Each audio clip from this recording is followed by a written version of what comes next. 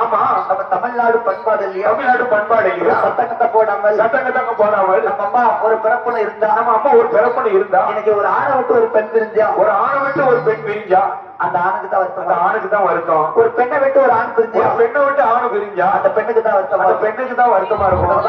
எத்தனைதான் இருந்தாலும் இன்னைக்கு நம்ம அம்மா செய்யும் போது அதாவது அந்த செல்லமக்க 5 பேரும் இன்னைக்கு பெரிய கவலை, பெருத்த கவலை அவங்களுக்கு தான் பெரிய கவலையா இருக்கும். ஏன் தெரியுமா? எதுக்கு? ஏன் எத்தனைதான் இருந்தாலும் ஆத்துல போற தண்ணி அள்ளி குடிச்சாலும், ஆமையா, குளத்துல போற தண்ணியை கோரி குடிச்சாலும், வாய்க்கால போற தண்ணி வாரி குடிச்சாலும் தூரத்து தண்ணி தவத்துக்காம அவள்தான் பக்கத்து தண்ணி தான் பசிக்க ஆரம்பம். தாய் தாப்பு இருக்க காட்டினா ஒரு பெண்ணி மகளுக்கு ஆதரவு உண்டு.